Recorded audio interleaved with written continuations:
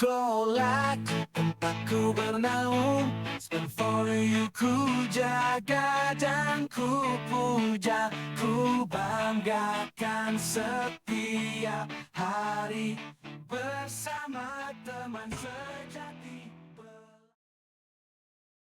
Wabarakatuh. Waalaikumsalam. Alhamdulillah, puji dan syukur kita panjatkan kepada Allah Subhanahu wa taala karena berkat rahmatnya hari ini kita diberikan kesehatan, kesempatan sehingga alhamdulillah hari ini kita bisa duduk bersama dalam satu kegiatan yang mana kegiatan ini adalah kegiatan masing-masing kegiatan kami dari calon guru penggerak pada kegiatan pendidikan guru penggerak angkatan 11 Kabupaten Bangka, yaitu kegiatan diseminasi ataupun aksi nyata dari CGP terkait dengan penyebaran pemahaman terkait dengan budaya positif. Untuk itu mohon izin terlebih dahulu, nama saya Guntur Herniawan, calon guru penggerak angkatan 11 dari Kabupaten Bangka. Seperti tadi yang sudah disampaikan, pada kesempatan ini saya mencoba untuk menyebarkan pemahaman apa yang sudah kami pahami, namun dalam arti di sini tidak menutup kemungkinan, ya, tidak menutup kemungkinan masih banyak kurangnya pemahaman saya terhadap budaya positif. Akhirnya kita bisa belajar bersama di sini. Salawat serta salam semoga tetap tercurahkan kepada junjungan Nabi besar kita Nabi Muhammad Sallallahu Alaihi Wasallam. Sekali lagi kami ucapkan terima kasih atas partisipasi Bapak Ibu telah meluangkan waktu pada kegiatan diseminasi ini, kegiatan aksi nyata dalam penyebaran pemahaman terkait dengan budaya positif. Nah, mungkin Bapak Ibu sudah sangat sering mendengar akan budaya positif, dan bahkan saya berpikir bahwasanya budaya positif ini sudah dicoba diterapkan ataupun sudah mulai tercipta di lingkungan satuan pendidikan kita. Untuk itu sebelum kita melanjutkan kepada apa yang akan kita coba diskusikan bersama terkait budaya positif, saya mau meminta waktu Bapak Ibu untuk mengisi di link yang sudah disediakan, dan linknya tadi sudah saya share-kan terlebih dahulu terkait dengan pemahaman Bapak Ibu, pemahaman awal terkait budaya positif dan peran penting budaya positif itu seperti apa, ya, kenapa budaya positif itu penting atau perlu diterapkan di lingkungan satuan pendidikan kita. Untuk itu kami mohon Bapak Ibu untuk mengisi terlebih dahulu link yang sudah disediakan. Oke. Ya, kurang lebih kami kasih waktu 5 menit ya untuk mencoba mengisi terlebih dahulu tentang apa yang dimaksud dengan budaya positif dan juga kenapa budaya positif itu penting untuk diterapkan. Ya. Silakan Bapak Ibu.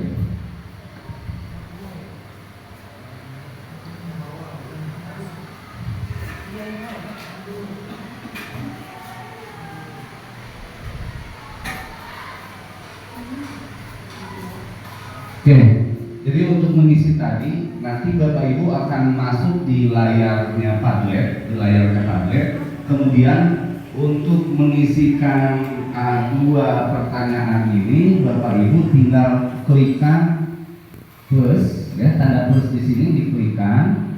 Kemudian kalau untuk subjek ini supaya saya mengetahui nanti jawaban Bapak Ibu itu dari siapa-siapa, untuk subjeknya ini dituliskan nama dari Bapak Ibu. Subjeknya tuliskan nama Bapak Ibu, kemudian untuk di bagian bawahnya ini silakan tuliskan jawaban dari Bapak Ibu. Subjeknya nama, untuk subjeknya tuliskan nama saja supaya mengetahui jawabannya itu dari siapa. Nah, ini Bapak Arif sudah masuk, ya, Pak Arif. Kemudian di Padlet ini juga untuk membedakan hasil dari Bapak Ibu atau jawaban Bapak Ibu bisa merubahkan warna juga, ya, warna dari menggunakan putih, kemudian Bapak Ibu bisa menggunakan warna lain supaya menciptakan kalau itu jawaban dari Bapak Ibu. Oke, ada Bu Ratna sudah masuk.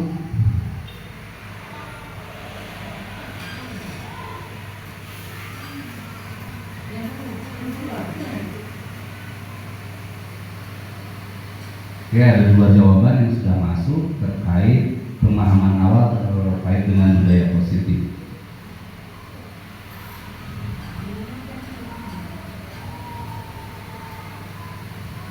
Oke, ada Bu Winda, Bu Nita,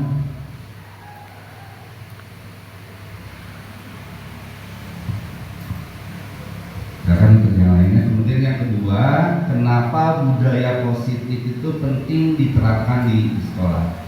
Nah, apa yang menjadi alasan pentingnya budaya positif itu diterapkan di satuan pendidikan?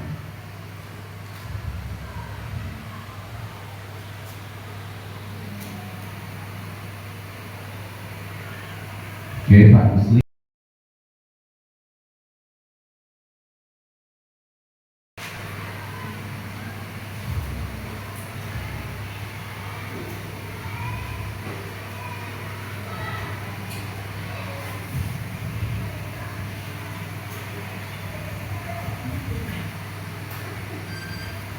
Oke, untuk pertanyaan kedua sudah ada dua jawaban yang masuk, ada Bu Ratna, kemudian Pak Arif, terkait pentingnya budaya positif itu diterapkan di sekolah.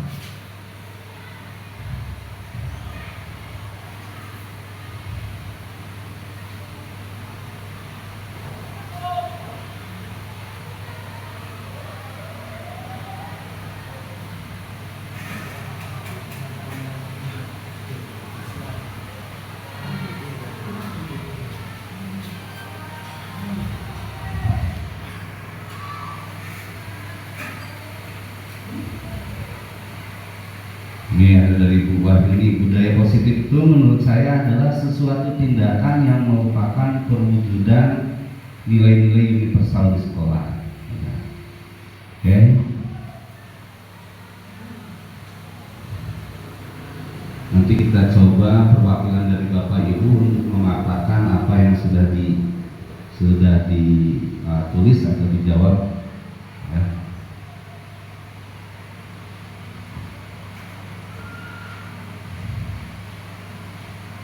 Oke, 4 masuk untuk pertanyaan kedua.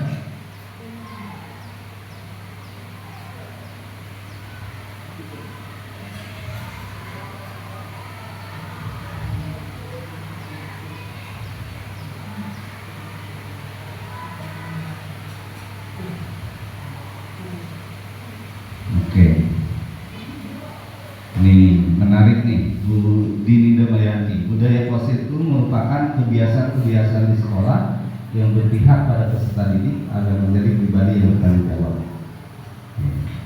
Itu sangat menarik ya. Ini harus kita menjadi kunci di sini adalah budaya. Hal-hal yang sudah membudaya, artinya sudah menjadi suatu kebiasaan, ya, sudah membudaya. Kalau positif, kata positif, saya yakin Bapak Ibu semua paham tentang kata positif. Oke, kita coba langsung, ya, kita coba langsung. Ini saya mau langsung nih Bu Dini Damayanti terkait dengan apa yang Bu Dini ketahui terkait dengan budaya positif. Bu Dini bisa disampaikan Bu Dini, karena ini sangat menarik. Apa yang dijawab oleh Bu Dini bahwasanya budaya positif itu, silakan Bu Dini langsung dipaparkan sendiri.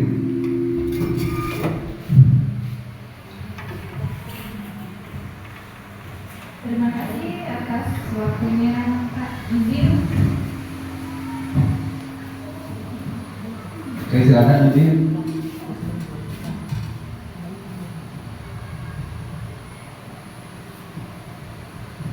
Budaya positif di sekolah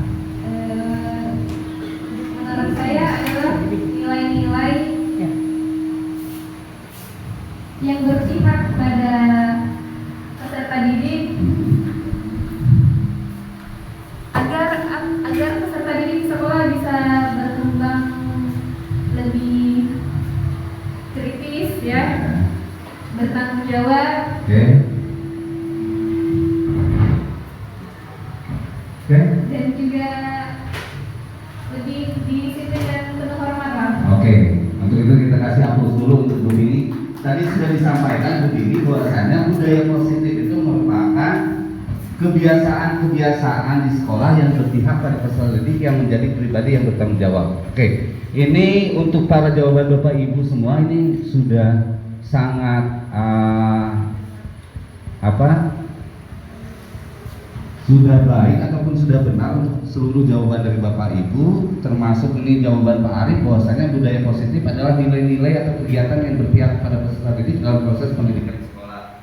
Kemudian budaya positif adalah budaya yang mengandung kegiatan-kegiatan yang bersifat positif. Nah, itu ya. Nah, cuman di sini ada kata budaya positif. Kalau namanya budaya sudah membudaya itu berarti sudah menjadi kebiasaan, sudah membudaya. Artinya segala sesuatunya sudah menjadi kebiasaan untuk hal-hal positifnya. Itu yang budaya positif. Baik dari sikap, ya, perilaku. Nah, di situ, ya. Itu terkait dengan budaya positif. Kemudian ini sudah jelas di layar sini atas jawaban Bu Linda, mengapa budaya positif ini penting diterapkan di sekolah. Bu Win bisa dipaparkan untuk jawabannya, silakan Bu Win.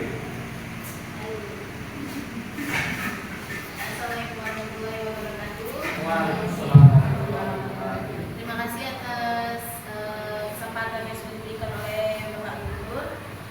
Nah, mengapa budaya positif ini sangat penting diterapkan di sekolah? Karena memang budaya positif ini kan kebiasaan ya, yang sudah membudidaya setiap hari kita lakukan. Maka dia akan menjadi fondasi utama, bekal utama anak, bekal utama siswa agar mereka dapat menjadi pribadi yang lebih mandiri, kreatif, peneliti sesuai dengan nilai-nilai, sesuai dengan dimensi pada profil belajar Pancasila. Terima kasih. Oke, kita kasih aplaus dulu Bu Linda.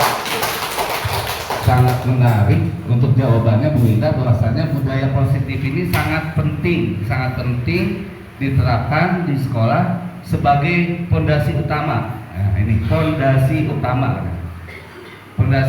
dalam menciptakan lingkungan belajar yang mendukung dan memotivasi siswa. Oke, ketika budaya positif ini memang sudah tercipta di sekolah, artinya ini sebagai fondasi awal kita. Karena dengan terciptanya budaya positif, otomatis suasana pun tercipta suasana positif. Baik lingkungan belajarnya, lingkungan sekolahnya itu tercipta akan suasana positif. Ketika tercipta suasana positif, maka ini menjadi modal dasar, modal awal kita untuk bisa mewujudkan akan visi sekolah. Artinya bukan hanya penerapannya itu bukan hanya ke anak saja, tapi budaya positif ini implementasinya untuk seluruh warga sekolah. Dalam rangka apa? Dalam rangka ini sebagai modal awal, modal dasar untuk mewujudkan akan visi sekolah ataupun impian dari sekolah. Ya, nah ini terkait dengan budaya positif dan peran penting daripada budaya positif. Jadi saya yakin Bapak Ibu sudah sangat memahami ya akan budaya positif, nilai-nilai kebajikan yang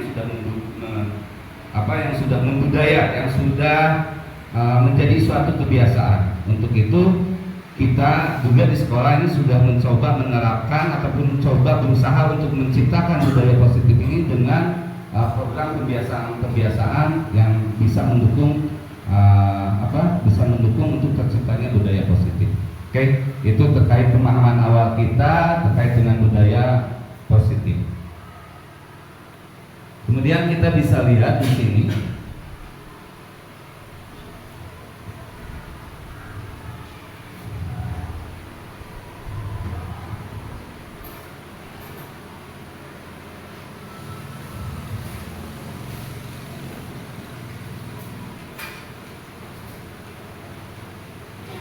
nah ini bahwa kita sebagai pendidik ini harus mempunyai kemampuan dalam mewujudkan budaya positif di sekolah. Karena apa tadi? Karena ini bisa menjadi modal awal kita untuk mewujudkan visi. Maka kita selaku pendidik ini harus mempunyai kemampuan untuk menciptakan budaya positif itu sendiri.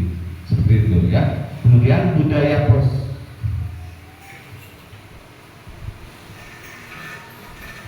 positif itu dapat dijalankan dengan menerapkan konsep-konsep inti seperti disiplin positif, memahami motivasi perilaku manusia berkaitan dengan hukuman dan penghargaan, posisi kontrol, keyakinan sekolah atau kelas, dan juga penerapan segitiga restitusi. Artinya penciptaan budaya positif ini adalah ada hal-hal yang harus kita perhatikan nih dengan menerapkan konsep-konsep yang tadi saya sebutkan, sehingga nanti ini bisa menjadi faktor pendukung untuk terciptanya budaya positif.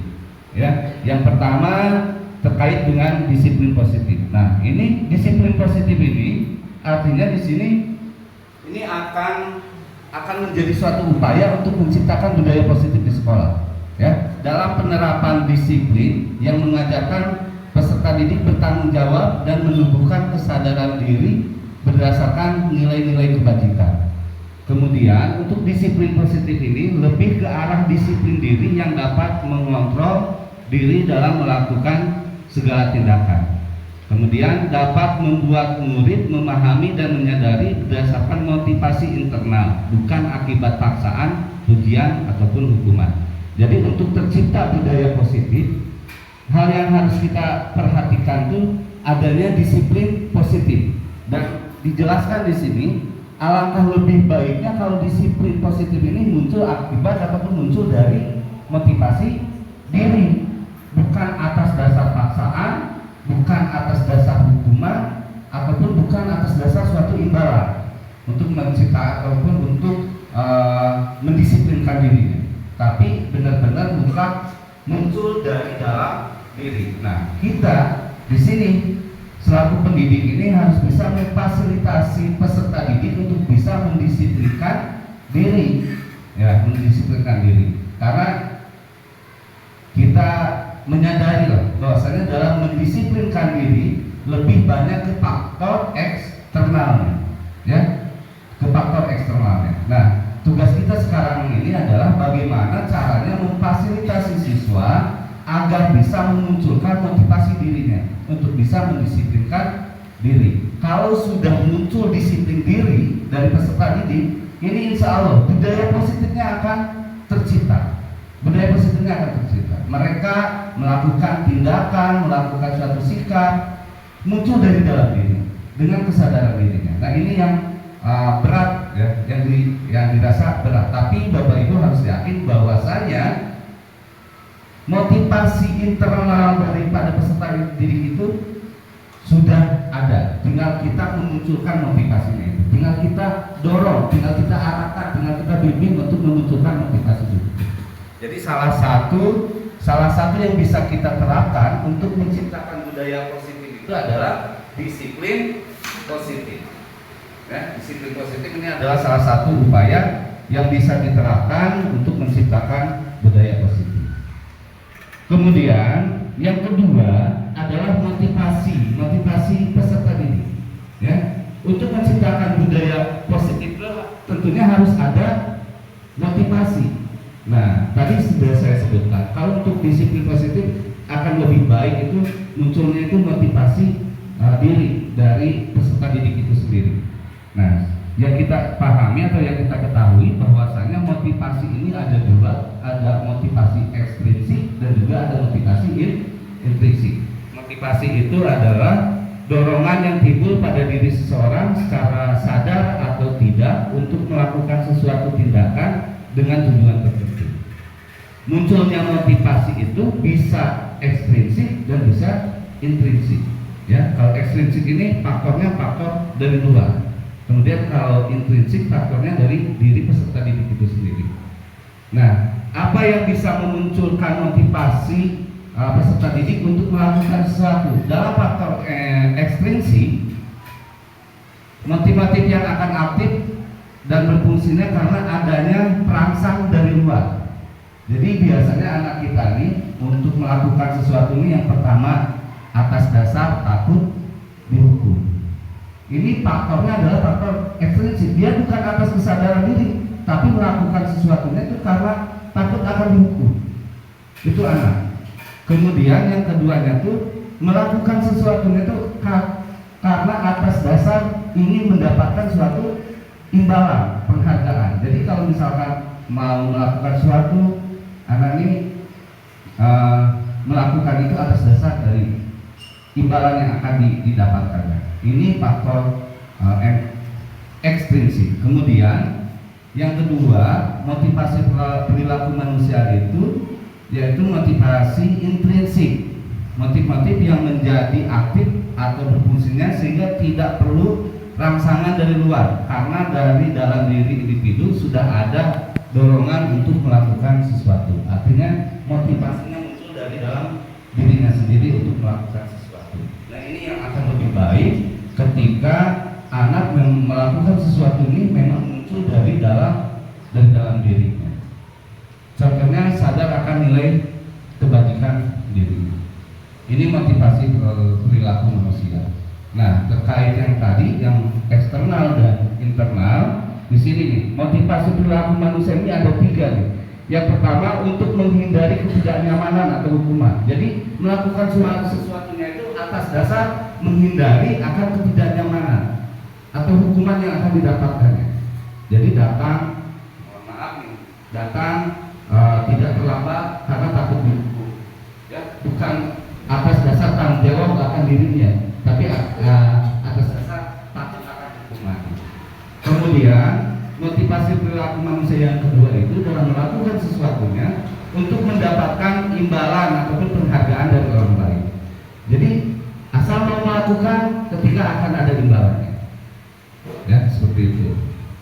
Kemudian yang ketiga, motivasi perilaku manusia ini untuk menjadi orang yang mereka inginkan dan menghargai diri sendiri dengan nilai-nilai yang mereka percaya. Nah, jadi untuk melakukan sesuatunya mereka ini atas dasar tanggung jawab akan dirinya sendiri. Inilah yang disebut dengan motivasi intrinsik. Jadi yang kedua ini termasuk motivasi ekstrinsik, dan yang satu ini adalah motivasi intrinsik. Tuh. Artinya kita harus lebih meyakini bahwasanya anak ini ada motivasi intrinsiknya, tinggal kita memunculkannya, tinggal kita mendorong ataupun mengarahkan ataupun memfasilitasi anak, seperti itu. Nah, yang diharapkan itu adalah motivasi perilaku manusianya, motivasi internal untuk menjadi orang yang mereka inginkan dan menghargai dirinya sendiri dengan nilai-nilai yang mereka percaya. Nah, ini dengan caranya hindari hukuman dan pemberian penghargaan yang berlebihan. Bukan berarti ketika kita memberikan imbalan itu jelek, tidak. Dalam jangka panjang, dalam jangka pendek, suatu imbalan itu bisa dilakukan untuk memotivasi anak. Bukan berarti tidak bisa, tidak boleh. Dalam jangka pendek. Tapi ketika dilakukan secara berlebihan, secara terus-menerus, secara jangka panjang, ini akan terjadi ketergantungan dari anak. Anak melakukan sesuatu itu atas dasar imbalannya, bukan atas dasar tanggung jawab akan dirinya. Nah, jadi untuk memunculkan motivasi internal ini, menghindari hukuman dan pemberian penghargaan yang berlebihan agar meminimalisir motivasi eksternal dalam diri sendiri. Jadi dibiasakannya itu, didorongnya itu untuk memunculkan motivasi dari dirinya sendiri. Ya. Oke. Kemudian yang ketiga selain tadi dari disiplin positif, kemudian yang kedua motivasi perilaku manusia, yang ketiga yang bisa kita terapkan untuk menciptakan budaya positif itu adalah posisi kontrol kita. Posisi kontrol kita selaku pendidik. Ini misalkan anak melakukan suatu hal yang di luar dari kesepakatan ataupun keyakinan kelas ataupun sekolah, maka kita harus bisa memposisikan kontrol kita. Ada 5 posisi kontrol yang sering ataupun secara tidak langsungnya Bapak Ibu ini sudah terapkan ini. Saya yakin kelima posisi kontrol ini sudah diterapkan. Yang pertama, posisi kontrol sebagai penghukum. Artinya ketika ada anak melakukan kesalahan, langsung hukuman. Ya. Kemudian yang kedua, posisi kontrolnya Bapak Ibu sebagai teman. Ketika anak melakukan kesalahan, dengan caranya memperlakukan anak ini sebagai teman, ya, dengan bahasa yang lebih ke pendekatan, itu dilakukan Bapak Ibu. Kemudian posisi kontrol yang ketiga ini, posisi kontrol pembuat merasa bersalah. Yang keempat, posisi kontrol sebagai pemantau, dan yang kelima, posisi kontrol sebagai manajer. Nah, ini sebagai penghukum nih, tadi seperti saya yang sudah sampaikan, ketika anak melakukan suatu tindakan di luar dari kesepakatan, kalau saya melihatnya di seluruh satuan pendidikan ini masih banyak yang menggunakan posisi kontrol sebagai penghukum. Ya, anak lambat langsung hukuman, anak lambat langsung hukuman, seperti itu. Baik menggunakan hukuman fisik ataupun verbal. Nah, orang-orang yang menjalankan posisi penghukum senantiasa mengatakan bahwa sekolah memerlukan sistem atau alat yang dapat lebih menekankan murid lebih dalam lagi. Biasanya guru-guru yang menerapkan posisi penghukum akan berkata, nanti kita lihat, ada dan ini sudah Bapak Ibu pelajari waktu kita di IHT, ya. Waktu kita ada kegiatan in-house training, ini sudah kita pelajari atau sudah kita diskusikan bersama. Kemudian yang kedua tadi, pembuat merasa bersalah. Ini pada posisi kontrol pembuat merasa bersalah, biasanya guru akan bersuara lebih lembut. Pembuat merasa bersalah akan menggunakan keheningan yang membuat orang lain merasa tidak nyaman, bersalah atau rendah diri. Kata-kata yang keluar dengan lembut akan seperti nanti kita coba.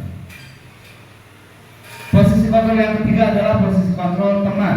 Nah, kalau posisi kontrol sebagai teman ini berupaya mengontrol murid ini dengan melakukan suatu pendekatan-pendekatan, ya, dengan bahasa temannya seperti itu.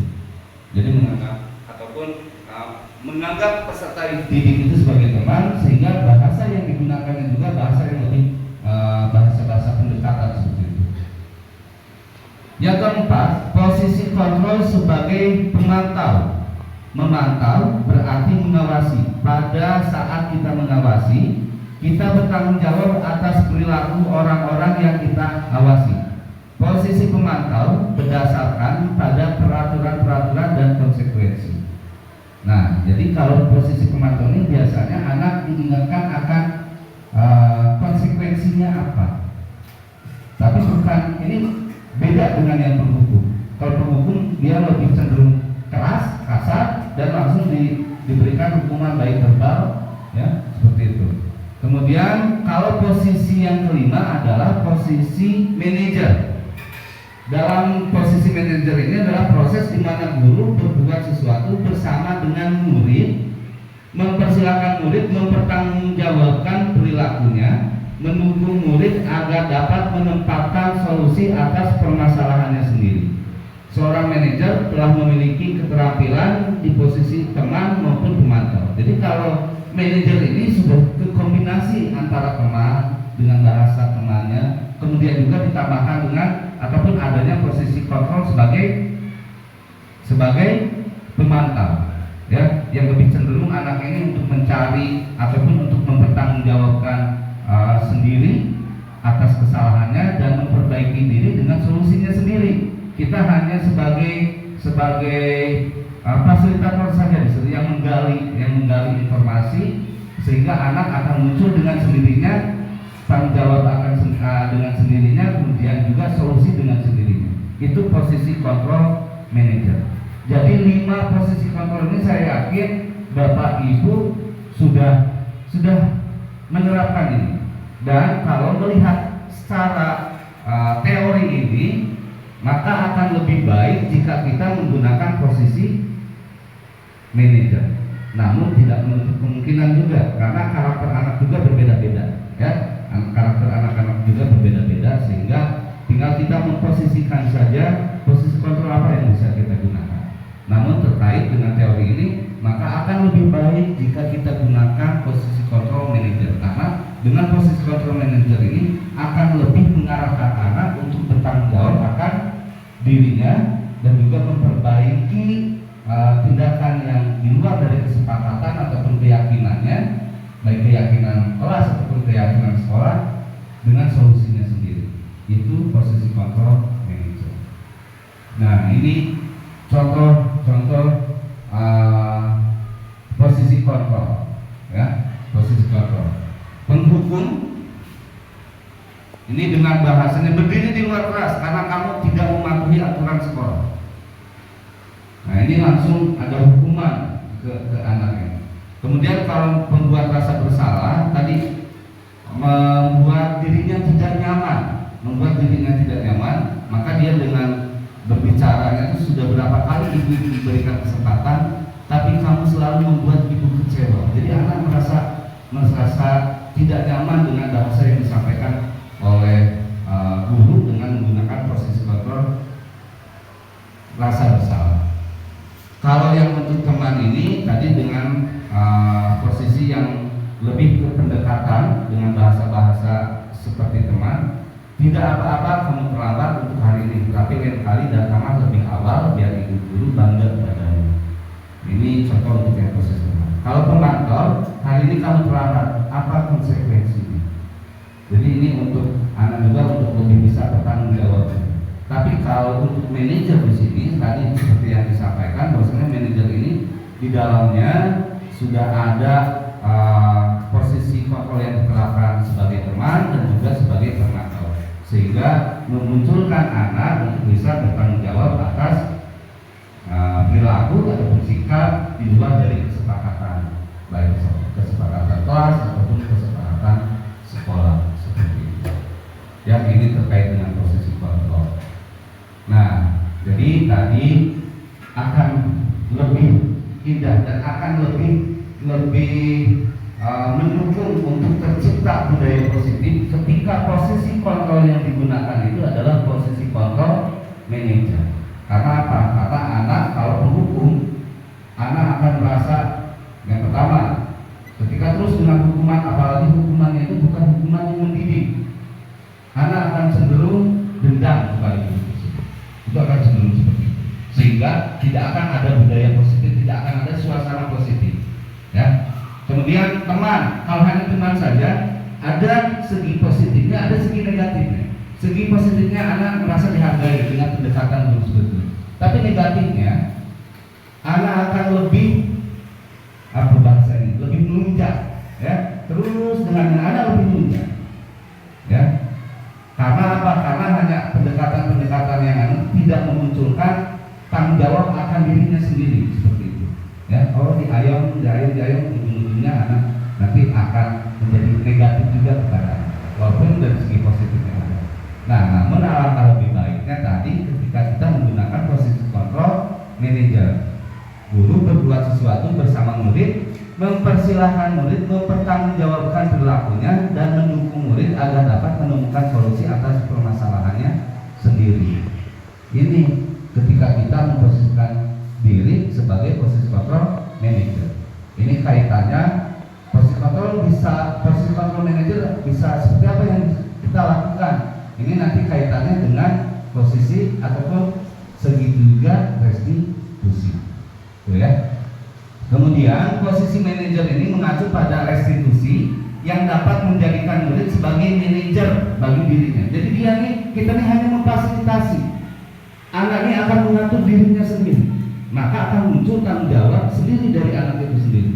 Itu ketika kita memposisikan kontrol manajer, ya.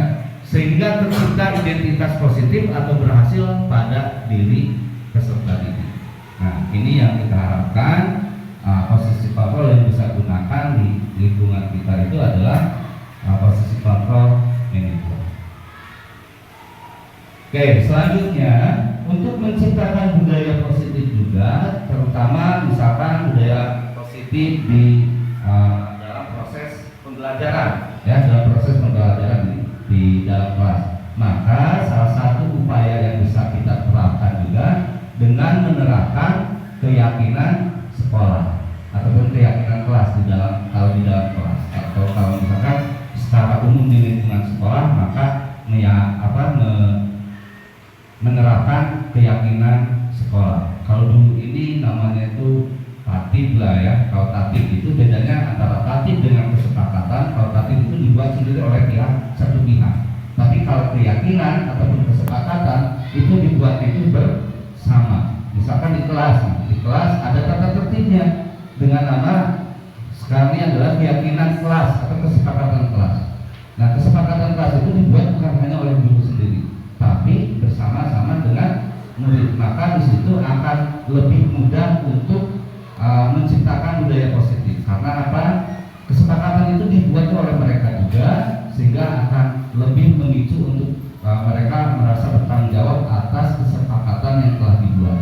Seperti itu, ya. Jadi guru berperan dalam mewujudkan terbentuknya keyakinan sekolah atau kelas dengan adanya kesepakatan antara guru dan murid. Jadi kesepakatan itu bersama.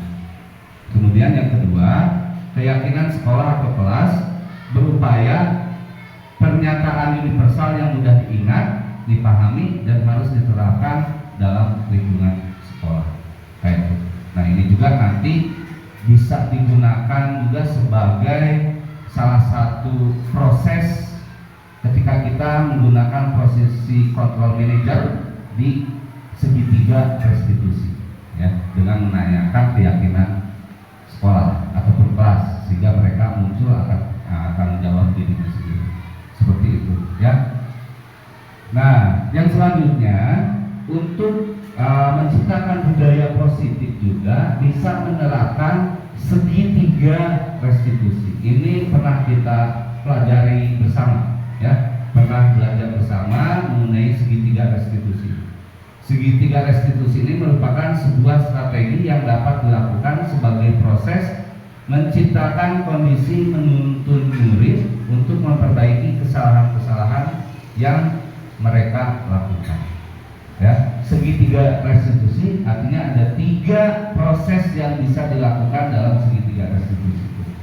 Yang pertama adalah menstabilkan identitas. Ya, menstabilkan identitas. Di sini dalam proses ini kita mencoba menstabilkan bahwasanya apa yang dilakukan itu merupakan hal yang wajar. Dalam arti setiap manusia pasti akan melakukan suatu kesalahan, ya, sehingga anak tidak merasa seperti gimana ketika mereka melakukan kesalahan. Kemudian ketika sudah distabilkan, maka proses yang kedua adalah memvalidasi tindakan yang salah. Semua perilaku memiliki alasan. Artinya tindakan salah dari peserta didik pasti ada alasan tertentu. Maka kita gali informasinya, ya, gali informasinya. Apa yang melatar belakangi anak melakukan hal tersebut? Kita gali dulu informasinya. Artinya di sini kalau di segitiga restitusi ini tidak langsung saklek memberikan suatu hukuman, tapi divalidasi dulu ataupun distabilkan dulu identitasnya, kemudian divalidasi tindakan yang salahnya, baru menanyakan keyakinan sekolah ataupun keyakinan kelasnya. Kita semua memiliki motivasi internal. Jadi di sini ketika kita dalam proses menanyakan keyakinan, kita harus harus lebih menyadari bahwasanya setiap anak pasti mempunyai motivasi internal. Tinggal kita dorong saja. Karena ketika segitiga restitusi ini dilakukan, yang pertama anak akan merasa dihargai, seperti itu, ya. Ini akan lebih memicu timbulnya motivasi diri ataupun motivasi internal, seperti itu untuk segitiga restitusi.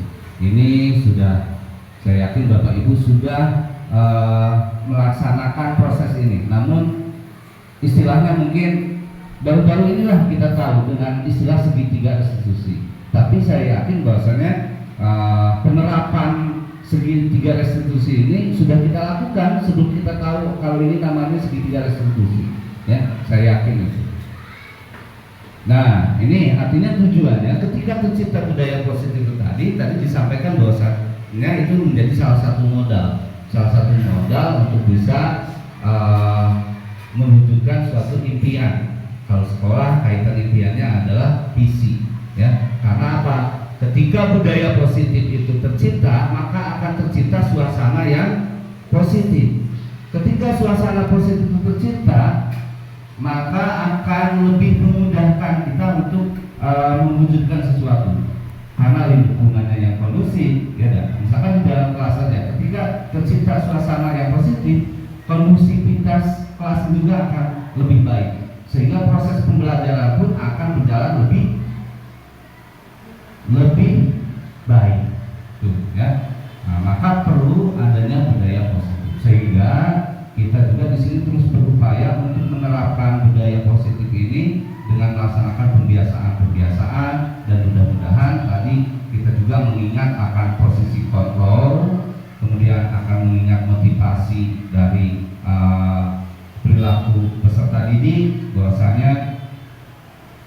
yang kita lakukan misalkan dengan pemberikan hukuman dan juga imbalan secara berlebihan itu akan lebih ke hal negatif, ya, seperti itu. Kemudian juga terkait dengan segitiga restitusi tadi, itu hal-hal yang bisa diterapkan untuk menciptakan budaya positif di lingkungan sebuah pendidikan kita. Nah, keterkaitan budaya positif itu, ya, bahwasanya budaya positif sekolah maka akan mempermudah dalam tercapainya tujuan pendidikan nasional, ya, dengan pendidikan yang berpihak pada murid dan bersifat menuntun atau tumbuh hidupnya kekuatan-kekuatan yang ada pada manusia. Maka kalau misalkan budaya positif ini tercipta, maka anak yang itu tadi benar-benar merasa dituntun dengan, ya, merasa dituntun dengan, karena di situ anak merasa dihargai dan merasa pendidikan itu berpihak kepada mereka, seperti itu. Ya, ini yang terkait dengan budaya positif ini. Ya, budaya positif ini dapat terwujud jika seseorang dulu memiliki 5 nilai guru penggerak, diantaranya berpihak pada murid, mandiri, reflektif, kolaboratif, dan inovatif. Nah, ini ya, 5 nilai ini akan mendukung akan terciptanya budaya positif. Yang pertama adalah kolaboratif. Ya, kolaboratif ini, kerjasama ini akan mendukung terciptanya budaya positif. Kalau hanya 1 orang, 2 orang yang menciptakan budaya positif itu, insya Allah akan lambat prosesnya, akan lambat terciptanya budaya positif. Tapi kalau misalkan semua mendukung terciptanya, semua berkolaborasi untuk menciptakan budaya positif, itu akan lebih cepat untuk menciptakan budaya positif itu. Kemudian juga reflektif, ya, reflektif artinya kita dulu nih, ya, untuk menciptakan budaya positif terhadap peserta didik, berarti kita dulu nih merefleksi diri dulu nih, bagaimana kita, karena apa? Karena kita sebagai tuntunannya, sebagai contohnya. Jadi kita dulu, anak akan, ini salah satu upaya untuk tercipta budaya positif. Anak akan bisa muncul motivasi dirinya ketika melihat contoh, ya, ketika melihat tuntunannya, dalam hal ini adalah guru.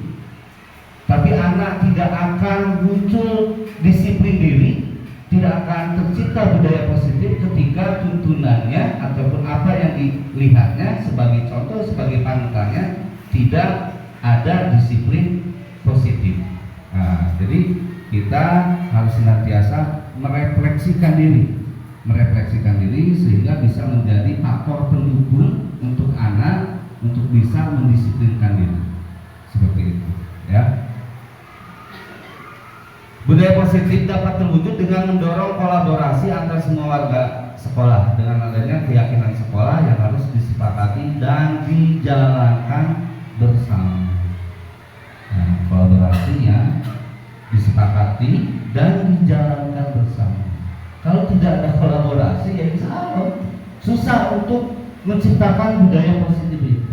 Akan sulit untuk menciptakan budaya positif kalau tidak ada kolaborasi. Ya, maka perlu adanya kolaborasi.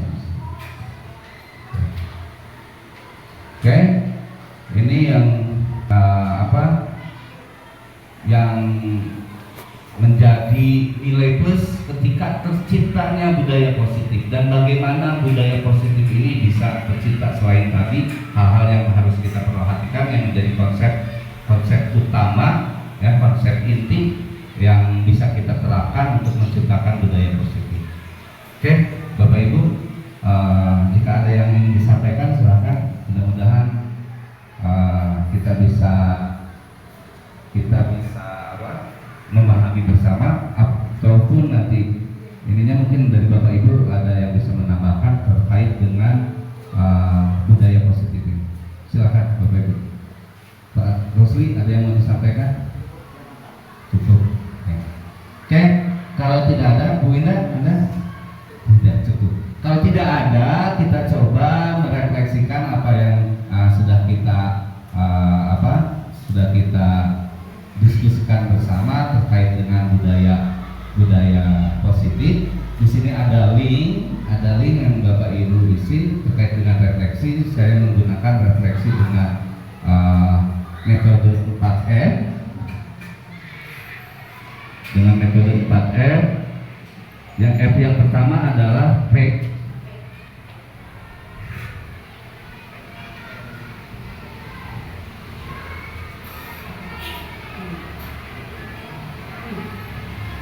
Oke, refleksi. Oke, dengan menerapkan pola refleksi 4F. F yang pertama adalah fact, peristiwa yang tadi kita laksanakan di sini. Kemudian yang kedua adalah feeling, perasaan Bapak Ibu ketika kita bersama-sama memahami akan budaya positif. Kemudian F yang ketiga adalah finding, pembelajaran yang bisa diambil, penemuan pembelajaran yang bisa Bapak Ibu ambil terkait dengan budaya positif. Kemudian F yang terakhir adalah future, penerapan Bapak Ibu nanti terkait dengan apa-apa yang sudah kita pahami bersama terkait dengan budaya positif, kira-kira penerapannya itu apa? Silakan bisa diisi terkait dengan refleksinya dengan cara yang tadi, ya, dengan menggunakan tanda plus, nama, dan juga apa yang menjadi refleksi Bapak Ibu. Silakan.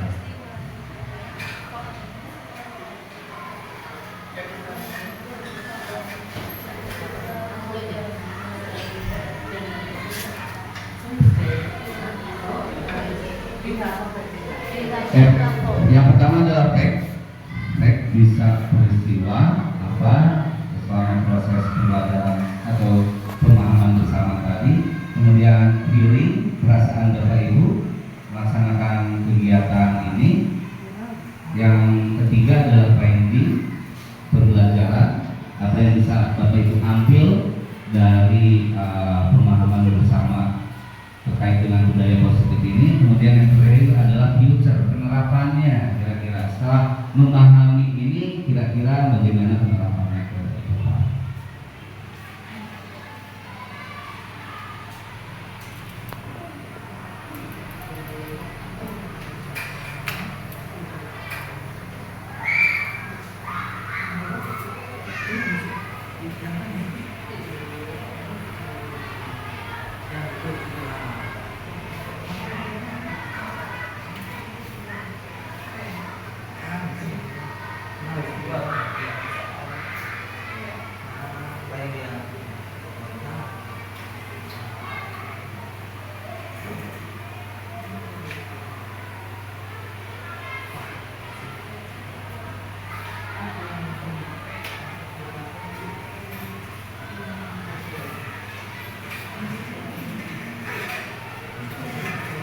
Feeling, perasaan ngantuk,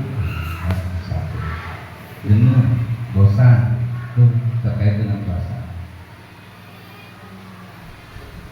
Kalau fact misalkan peristiwa nih, berarti ketika pembelajaran ini, oh saya baru sadar nih, ini hampir sama saja, hampir agak sama ke finding ya, tapi lebih ke peristiwa. Kalau future-nya ini sudah jelas, ketika kita sudah memahami itu, berarti penerapan depannya itu akan seperti apa? Misalkan mau mencoba menerapkan posisi kontrol manajer nih, dengan melaksanakan segitiga restitusinya yang berupaya untuk memunculkan tanggung jawab atas tindakan di luar dari kesepakatan sekolah kelas yang dilakukan oleh peserta didik. Atau saya mau mencoba menerapkan posisi kontrol penghukum gitu.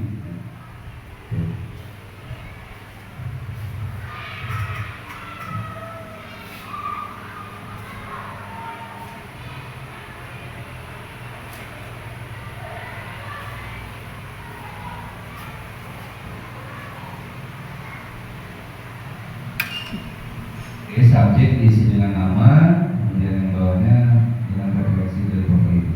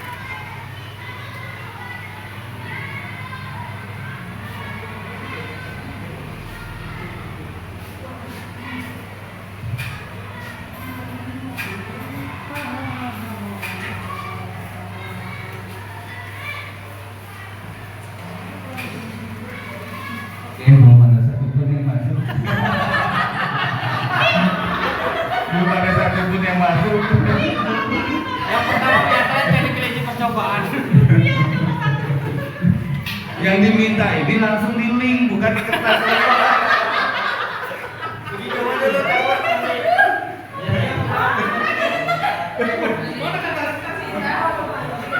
Ini kan tinggal merefleksikan diri, kan? Tinggal merefleksikan diri apa perasaannya ketika melakukan di dalam proses proses kegiatan tadi untuk sama-sama memahami terkait budaya positif. Kemudian pembelajaran yang bisa diambil, penerapannya ke depan. Nah.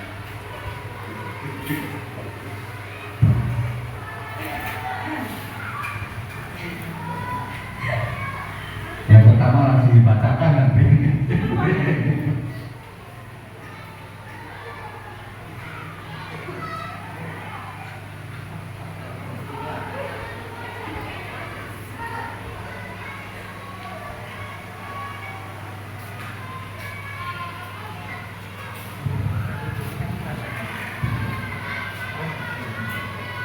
Feeling itu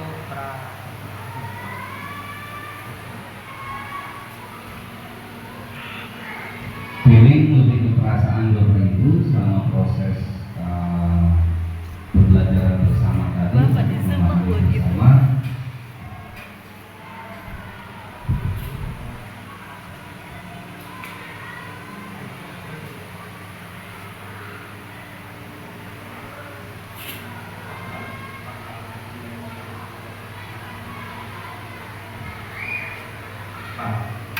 Cek fakta peristiwa kejadian.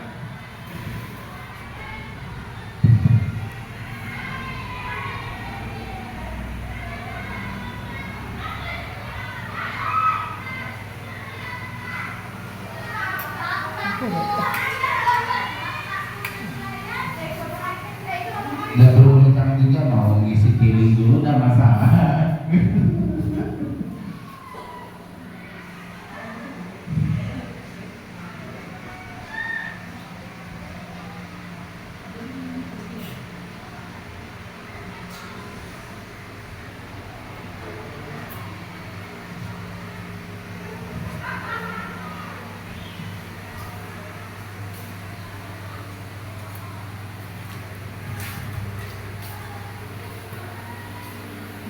Apa mau langsung disampaikan saja? Langsung disampaikan saja? Terkait refleksinya.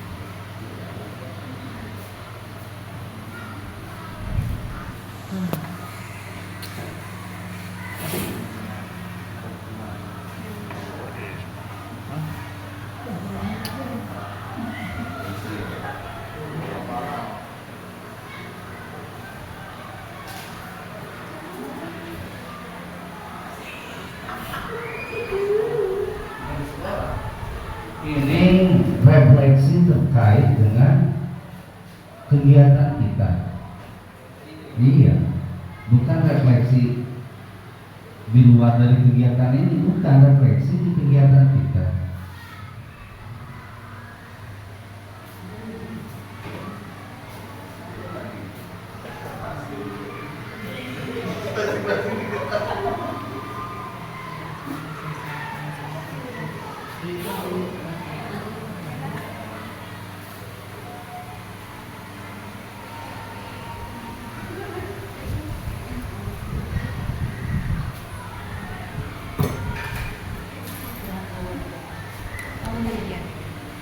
Iya ya, lebih bersemangat ini. Kayak masih belum ada satu. Ini masing-masing masih menunggu yang ini baru katanya nanti ini kan.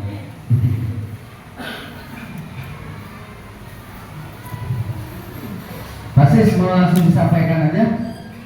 Halo rumah.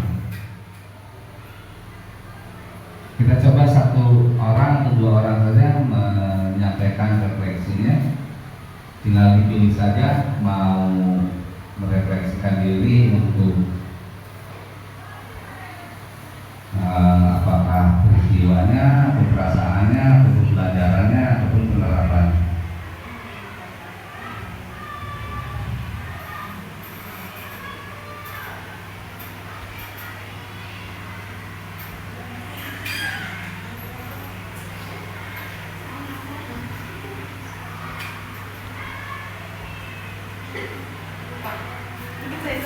Oh, langsung, oke, langsung disampaikan saja.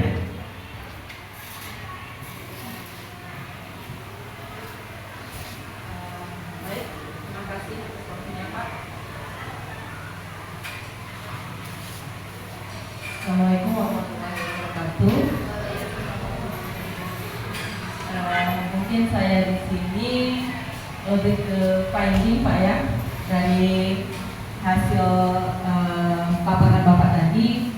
Saya menemukan bahwasanya untuk sebelum menerapkan budaya positif itu kita harus tahu tentang disiplin positif, ya, dimana disiplin positif itu memotivasi diri sendiri dulu, kemudian baru nanti adanya tentang motivasi perilaku peserta didik, yang mana tadi ada dua jenis motivasi perilaku peserta didik. Yang pertama ada motivasi eksplisit dan yang kedua ada motivasi implisit.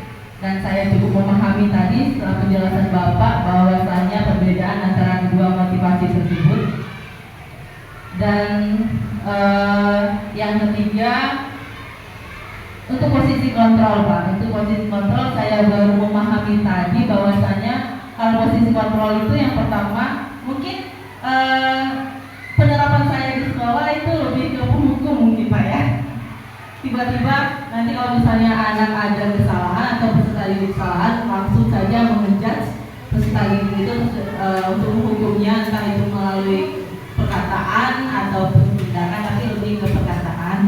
Tapi dengan adanya diseminasi dari Bapak ini, penjelasan dari Bapak ini, jadi membuat memberi pengetahuan saya bahwasanya ada hal-hal yang harus diterapkan selain dari metode menghukum tadi. Jadi untuk posisi 5 posisi kontrol tadi saya cukup memahami. Terima kasih atas penjelasan dari Bapak. Dan untuk yang kedepannya mungkin saya akan menerapkan nantinya untuk yang restitusi, ya, segitiga restitusi. Insya Allah akan saya terapkan di sekolah ini. Ya, itu saja mungkin dari saya Pak. Terima kasih. Oke, terima kasih. Terima kasih Bu Nita. Kita kasih hapus dulu. Tadi Bu Nita sudah sangat jelas tadi setelah menyampaikan refleksinya. Ada tadi disampaikan katanya terkait findingnya ataupun pembelajaran yang bisa diambil.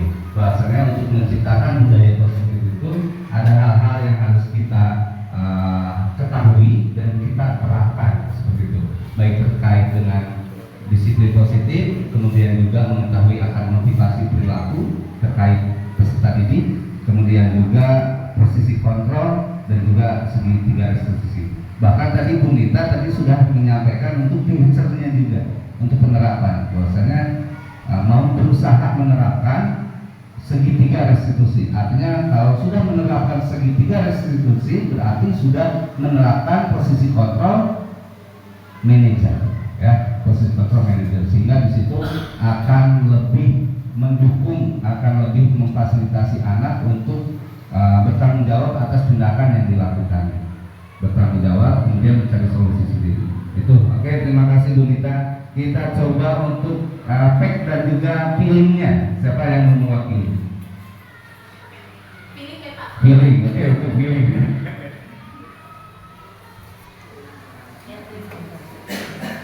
Ya, terima kasih Pak Guntur atas kesempatan yang sudah diberikan. Saya hanya mereview feeling saja.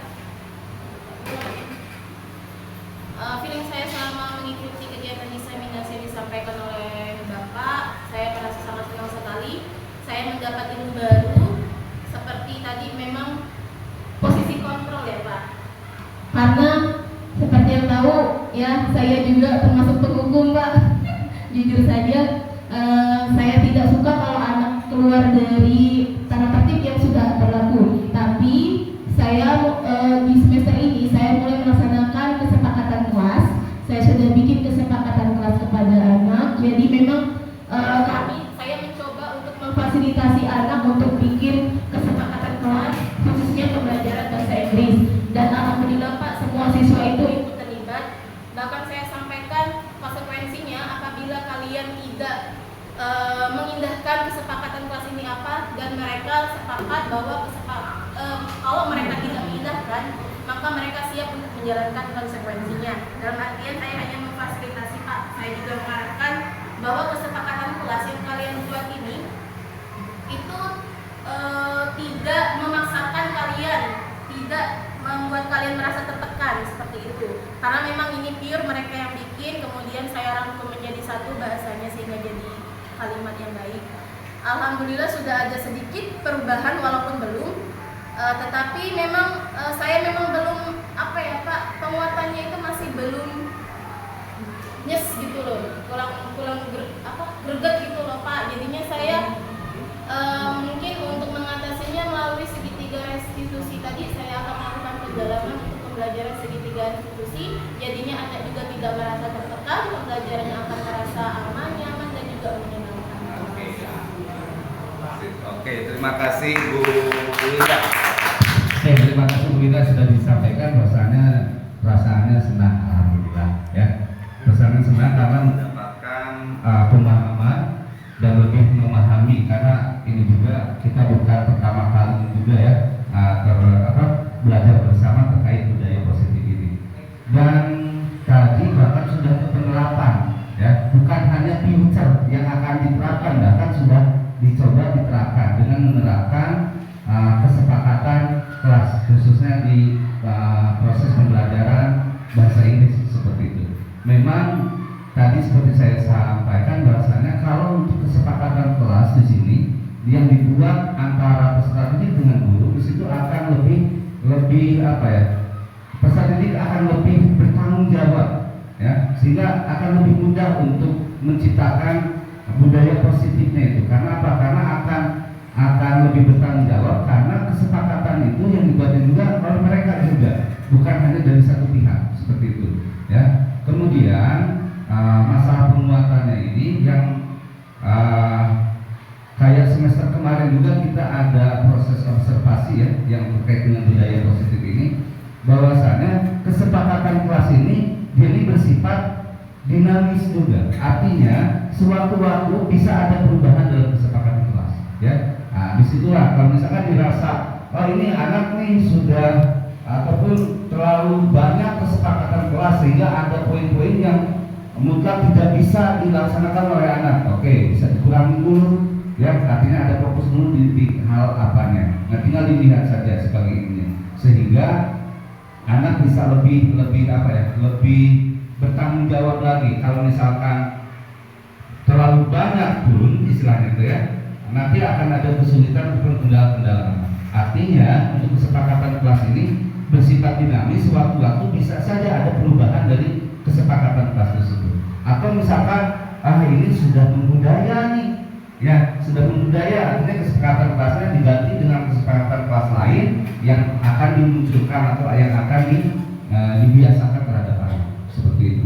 Dan supaya untuk lebih lebih terkontrol ataupun lebih terkelola untuk kesepakatan kelasnya, maka refleksinya dari setiap ini, refleksi dari kesepakatan kelas itu harus terus dilakukan, sehingga di situ penguatan kitanya. Karena kalau misalkan kesepakatan kelas yang sudah kita lakukan tanpa ada refleksi dari kesepakatan kelas itu, ya itu juga percuma, hanya kesepakatan secara tertulis saja. Yang kita perlukan adalah kesepakatan yang memang bisa dilaksanakan ataupun bisa menjadi salah satu upaya untuk menciptakan budaya positif. Artinya refleksinya harus kita lakukan gitu ya. Kemudian tadi penerapan yang kedua juga untuk restitusi ya, untuk kegiatan untuk segitiga restitusi. Oke, mungkin itu saja Bapak Ibu ya. Alhamdulillah, mudah-mudahan apa yang kita pahami bersama terkait dengan budaya yang benar-benar bisa kita upayakan, bisa kita lakukan untuk menciptakan budaya positif. Karena apa?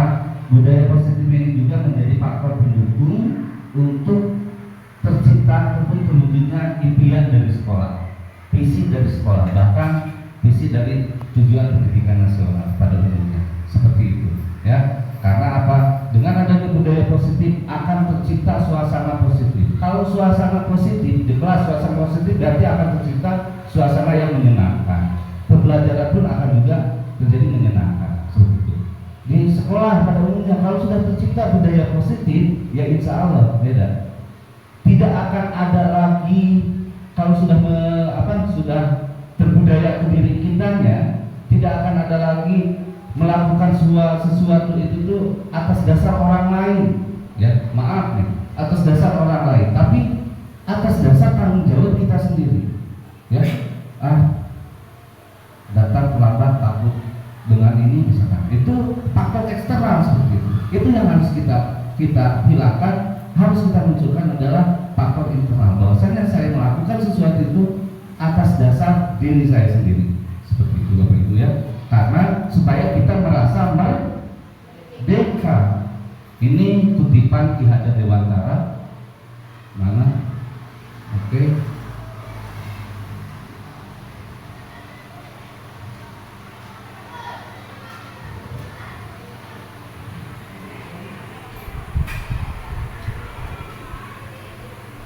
Saya hanya mengutip saja di sini.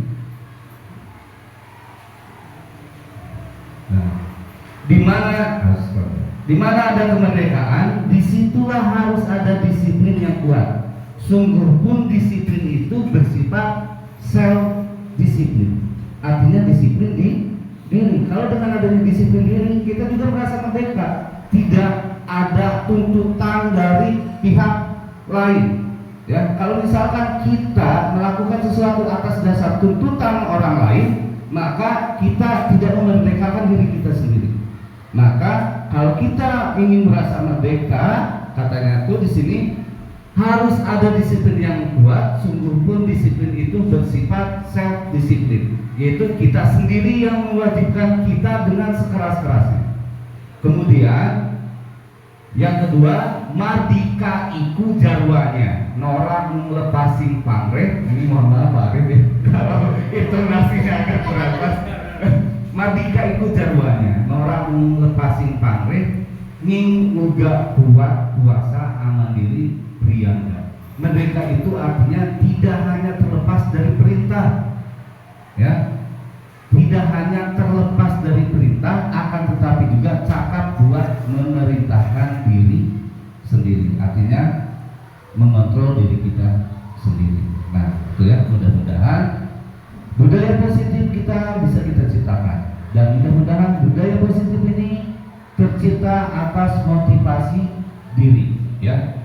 Perlu tidak motivasi eksternalnya, perlu juga, tetap perlu sebagai pendukung. Nah, mudah-mudahan nantinya akan muncul motivasi diri. Karena apa? Karena untuk memunculkan motivasi diri dari peserta didik, maka perlu kita nih sebagai fasilitatornya, kita sebagai pendukung luarnya, ya, yang senantiasa mendorong memfasilitasi anak untuk memunculkan motivasi internalnya, seperti itu. Oke, mungkin itu Bapak Ibu yang bisa saya sampaikan. Mohon maaf jika ada salah kata, mohon maaf atas segala kekurangannya. Kepada Allah saya mohon ampun. Wabillahi taufiq wal hidayah. Assalamualaikum warahmatullahi wabarakatuh.